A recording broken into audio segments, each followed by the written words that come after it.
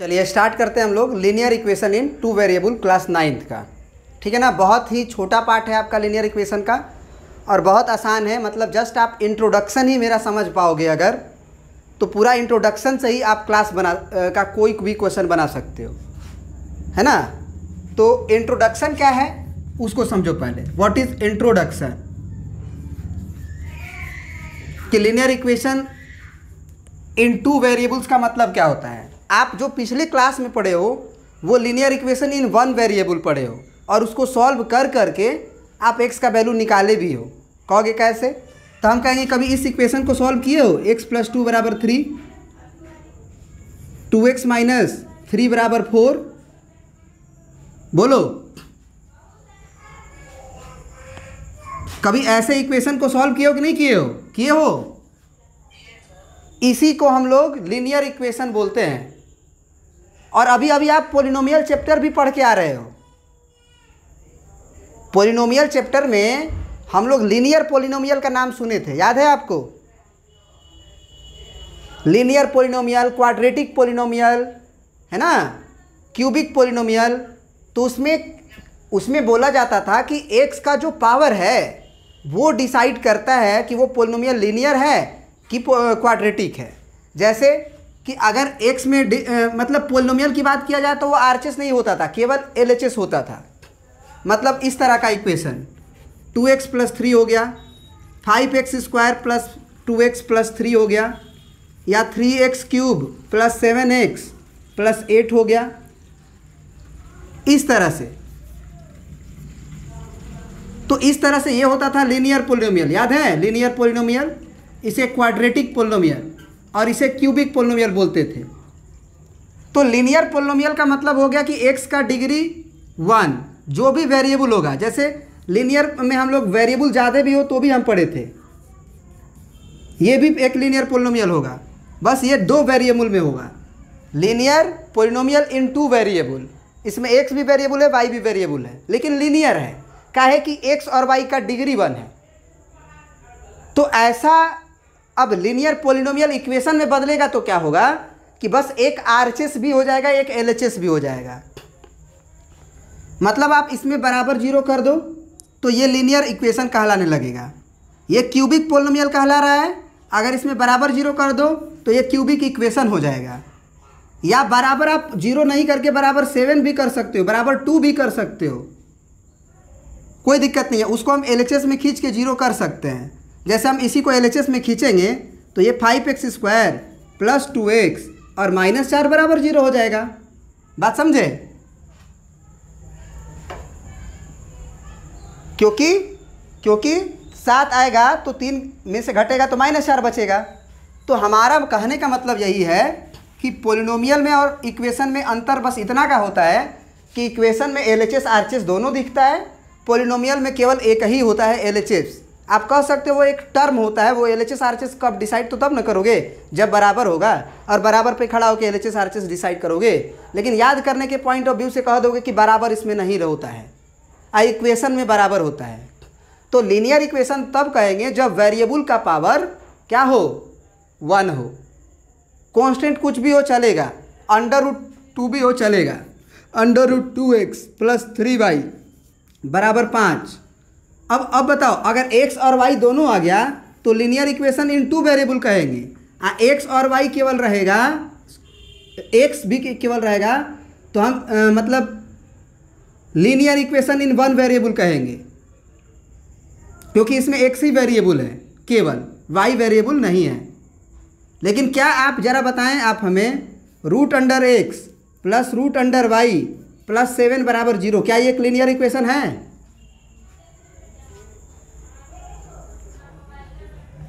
बोलिए, क्या ये एक लीनियर इक्वेशन है?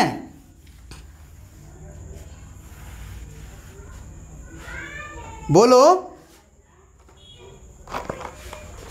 ये लीनियर इक्वेशन नहीं है, क्योंकि एक्चुअल में x का पावर 1 नहीं है। अब x का पावर 1/2 है, y का पावर 1/2 है। आपको बताए थे एक्सपोनेंट जब पढ़ा रहे थे हम कि कैसे रूट को, साइन को बदला जाता है। तो ये x और y का पावर हमको होल नंबर चाहिए होता है, जो होल नंबर नहीं है, क्योंकि पोलिनोमियल का यही डिफिनीशन है कि वेरिएबल्स का पावर क्या होना चाहिए, होल नंबर। तो 1/2 होल नंबर थोड़ी है। तो क्या लीनियर इक्वेशन को आइडेंटिफाई करने, जब समझ गए,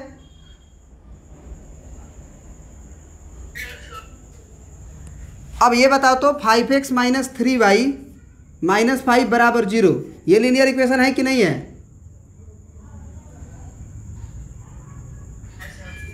दो वेरिएबल में कि एक वेरिएबल में? ये लीनियर इक्वेशन है कि नहीं है?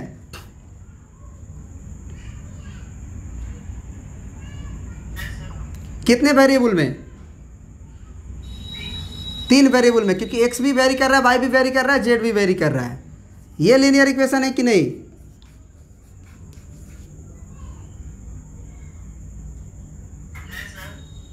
एक वेरिएबल में ये लीनियर इक्वेशन है कि नहीं?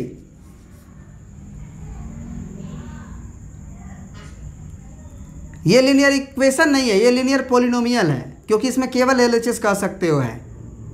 बात समझ गए? चलो अब ये बात समझ गए तो अब हम लोग आते हैं और आपको बताते हैं इसमें आगे का। इसमें आपको थोड़ा सा समझिएगा कि linear equation in two variables का स्टैंडर्ड फॉर्म क्या होता है। Linear equation in two variable का स्टैंडर्ड फॉर्म क्या होता है? Linear equation in two variable का स्टैंडर्ड फॉर्म होता है ax प्लस by अब प्लस c बराबर 0, जिसमें a किसको बोला जाता है? कोफिशिएंट ऑफ x को। b किसको बोला जाता है? कोफिशिएंट ऑफ y को। और c किसे बोला जाता है? कांस्टेंट टर्म को।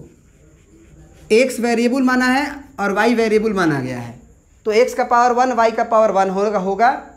और एक बात याद रखिएगा, इस बात में बहुत इंपॉर्टेंट, कि जब आरएचएस 0 होता है ना, तभी आप a b या c लिखते हो। कभी कभी हम बोलेंगे कि बताओ इस इक्वेशन में 2x माइनस 3y और बराबर 8 है, इसमें तुम हमको a का वैल्यू बताओ, क्या होगा? 2 होगा। b का वैल्यू क्या होगा? -3 होगा। अब c का वैल्यू अगर तुम 8 बोल दिए तो गलत बोल दिए, नहीं, वो 0 भी नहीं होगा।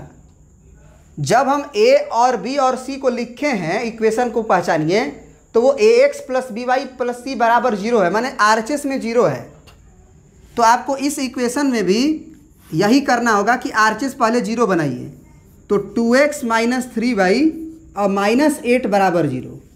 जब आरएचएस 0 हो जाएगा तब आप कोफिशिएंट ऑफ x को a बोल सकते हैं, कोफिशिएंट ऑफ y को b बोल सकते हैं और कांस्टेंट टर्म को c बोल सकते हैं। मतलब ये 2 होगा, ये -3 होगा, ये -8 होगा। बात समझ गया कि नहीं? बोलो। तो इसमें एग्जांपल्स में तो ऐसा ही कुछ है, वैसे देखते हैं।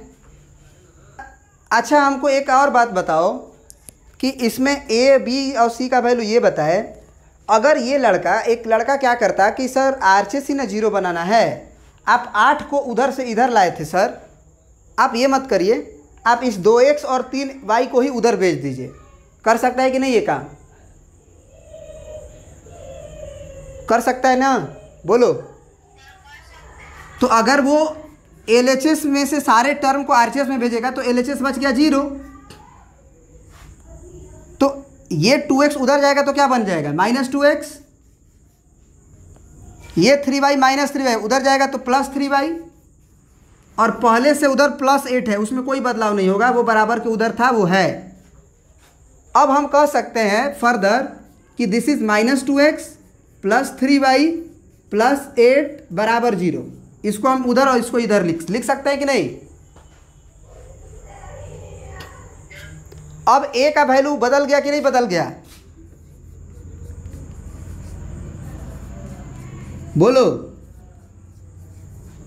पहले a का वैल्यू 2 था, अब a का वैल्यू -2 है। पहले b का वैल्यू -3 था, अब b का वैल्यू 3 है। पहले c का वैल्यू -8 था, अब c का वैल्यू 8 है। बोलो। सही है?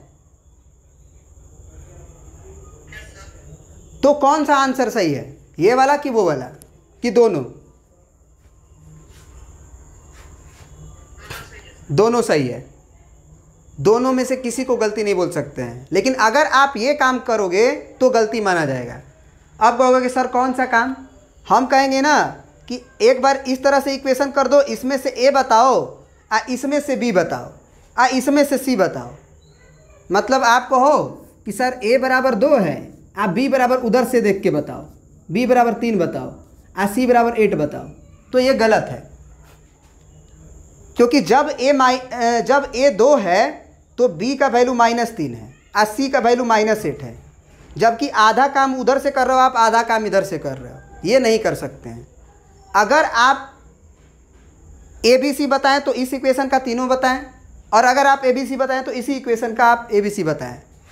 तो बस ABC में अंतर होगा तो माइनस प्लस का, जो माइनस होगा वो प्लस हो जाएगा और जो प्लस होगा वो माइनस हो जाएगा। जैसे A का वैल्यू अगर 2 है तो उसमें -2 हुआ होगा, इसमें B का वैल्यू -3 है तो उसमें +3 हुआ होगा, इसमें C का वैल्यू -8 है तो उसमें +8 हुआ होगा। बात समझ गए? दोनों आंसर सही है, आप कोई भी लिख सकते हो।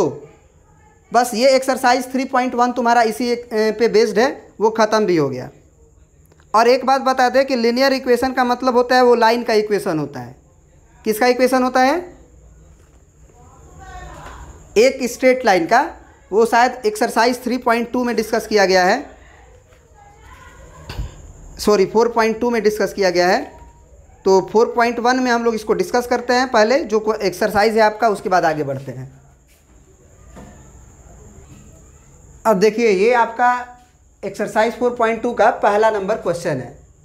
The cost of a notebook is twice the cost of a pen. Write the linear equation in 2 variables to represent this statement. देखो, जो लीनियर इक्वेशन इन 2 वेरिएबल होता है उसमें x और y 2 अननोन होता है। बाकी सब तो तुम जानते ही हो। ये जो इक्वेशन तुम देखते हो 2x + 3y - 7 = 0, इस इक्वेशन में क्या होता है? इस इक्वेशन में x और y वेरिएबल माना जाता है, मतलब उसके वैल्यूज़ को आप नहीं जानते हो। 2 को जानते हो, 3 को जानते हो कि 3 क्या होता है, -7 को भी जानते हो। तो लीनियर इक्वेशन के फॉर्म में हम लोग अब एक लैंग्वेज वाले वर्ड वाले क्वेश्चन को कन्वर्ट करने वाले हैं। मतलब इस पूरे लैंग्वेज का मतलब, इस पूरे जो लैंग्वेज का मतलब है उसको हम एक इस चीज़ में कन्वर्ट कर देंगे। मतलब एक इक्वेशन जो है वो हमारे इस वर्ड को बता देगा बस।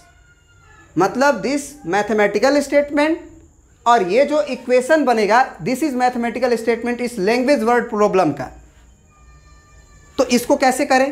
तो यहाँ पे देखो, the cost of a notebook. मान लो हमारे हाथ में एक नोटबुक है, ठीक है, कह रहा है कि the cost of a notebook is twice the cost of a pen. और मेरे हाथ में एक पेन है, मान के चलो कोई भी पेन, तो ये मान लो पेन है, चलो ये इसी को मान लो पेन है। अब इस पेन से इस नोटबुक का दाम जो है वो डबल है। इस चीज़ को आप लीनियर इक्वेशन इन 2 वेरिएबल का में बदलिए। तो लीनियर इक्वेशन इन 2 वेरिएबल क्यों बोला? क्योंकि आप ना पेन का कीमत जानते हैं और ना ही आप बुक का कीमत जानते हैं। जानते हैं क्या? बस इतना पता है आपको कि पेन अगर 5 रुपये का होगा ना तब बुक 10 रुपये का होगा, क्योंकि उसके डबल का है। The cost of a notebook is twice the cost of pen. Pen अगर 5,000 का होगा तो नोटबुक 10,000 का होगा। पेन अगर 10 रुपया का होगा तो बुक आपका 20 रुपया का होगा। तो भैया आप जानते थोड़ी हो कि कितना का पेन है और कितना वो ये अगर ये हमको पता चल जाए कि पेन कितना का है तो नोटबुक का बता देंगे कि नहीं? बता देंगे ना। तो यहाँ पे हमको दोनों का कीमत नहीं मालूम है, इसीलिए हम लेट करेंगे पहले पेन का। Let the cost of pen, the cost of pen be x rupees. Therefore the cost of ऐसे कहो कि मतलब इसमें 2 वेरिएबल को यूज करना है ना। तो मान लो कि हमको पेन का x मालूम है एंड द कॉस्ट ऑफ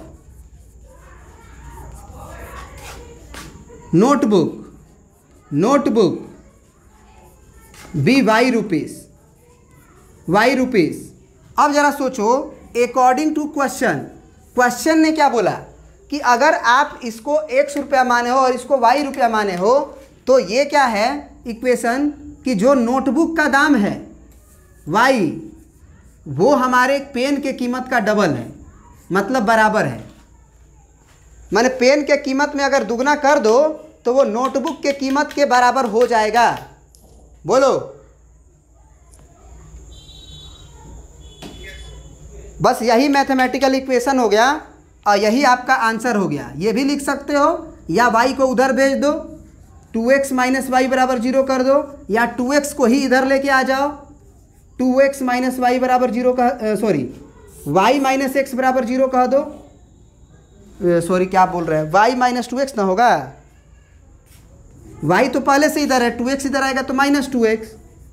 ये भी आंसर लिख सकते हो और ये भी आंसर लिख सकते हो और ये भी आंसर लिख सकते हो। वो all will be correct. Clear हो गया?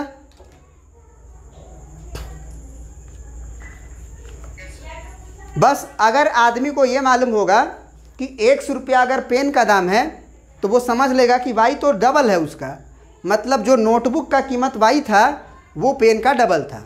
समझ गए? अब आ जाते हैं इसके नेक्स्ट क्वेश्चन पे, फटाफट बना लेते हैं।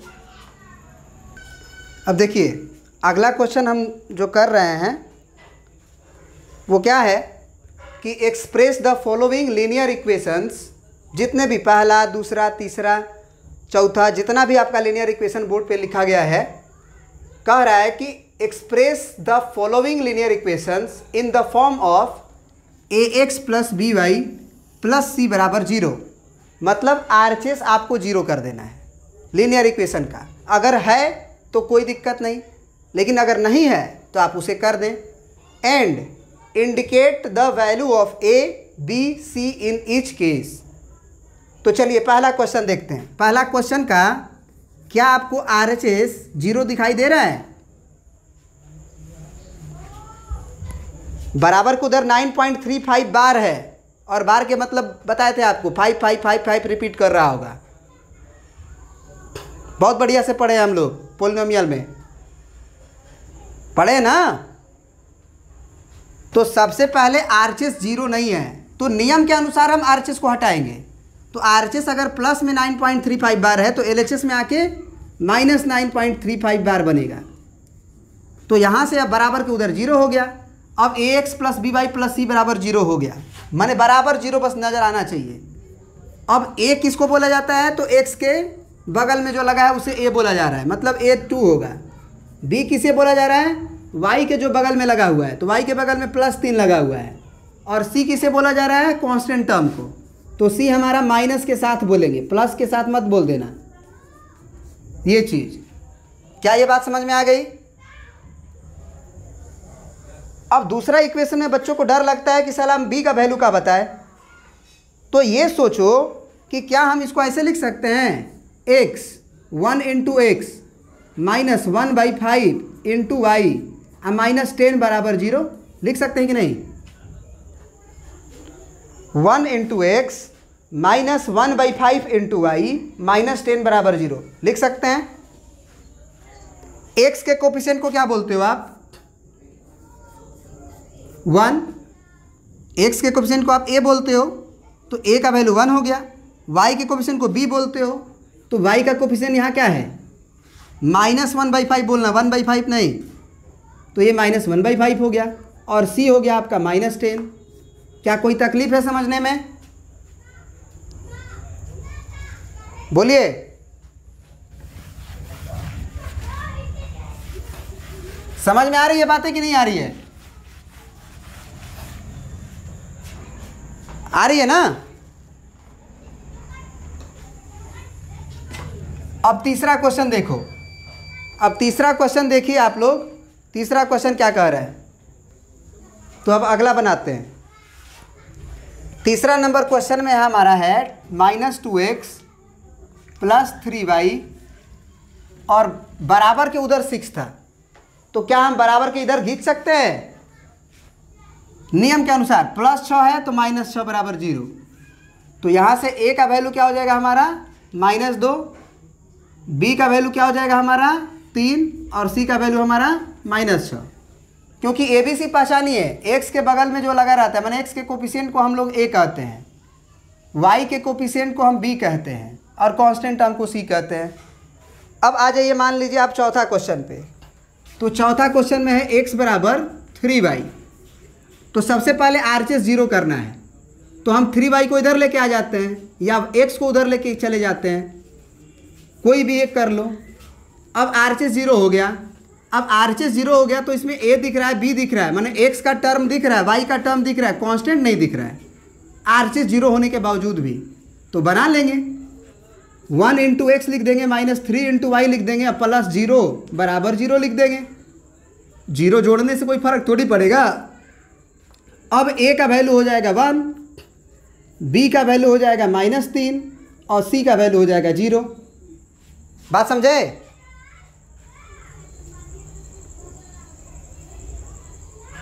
यही सारे क्वेश्चन में आप इसमें अगर a का वैल्यू माने सब में माइनस से गुना कर दो, a में भी, b में भी, c में भी, वो भी आपका आंसर है।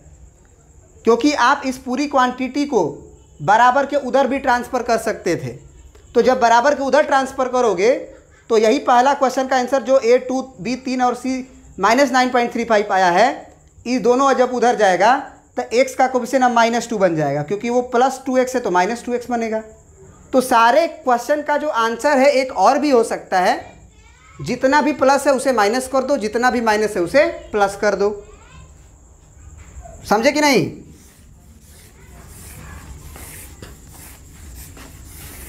ये बात हम पहले ही डिस्कस कर चुके हैं आपको।